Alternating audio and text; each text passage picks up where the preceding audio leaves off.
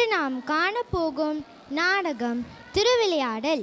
இறைவன் சிவபெருமானின் அருள்மிகு விளையாடல்கள், அவரது கருணையும் பக்தர்களிடம் கொண்ட அன்பும் அடங்கிய ஆனந்த பயணம் ஆகும்.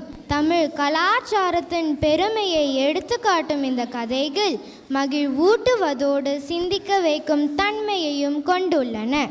இயல், இசை, நாடகத்தின் ஒற்றுமையை கொண்டாடும் இந்த நிகழ்வில் எங்கள் சிறுவர்கள் கலை, தமிழ், இசை மற்றும் பக்தியின் அழகை அருகில் உயிருடன் கொண்டு வர உள்ளார்கள்.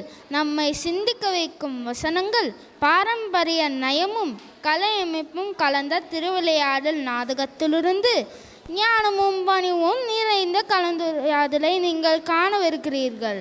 மகிழ்ச்சியுடன் அமருங்கள், திருவிளையாட்டை ரசிக்க தயாராகுங்கள். நன்றி, வணக்கம். கேள்விகளை நீ கேட்கிறாயா அல்லது நான் கேட்கட்டுமா? நீ கேட்காத, நான் கேட்கிறேன்னு கேட்கதான் தெரியும். கேளும், சற்று போறோம்.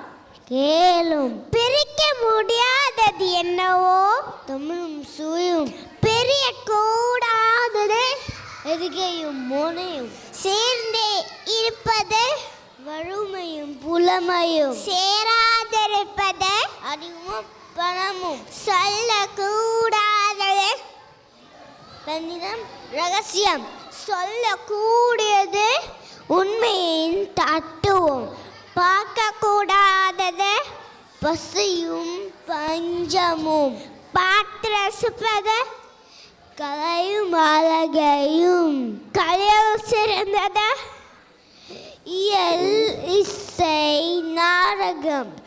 நாடகம் என்பது நடிப்பும் பாட்டும், பாட்டுக்கு நாரதன், வீணைக்கு வாணி, அழகுக்கு முருகன், சொல்லுக்கு அகத்தியன், வெள்ளுக்கு விஜயன், ஆசைக்கு நீ, அறிவுக்கு நான். ஐயா!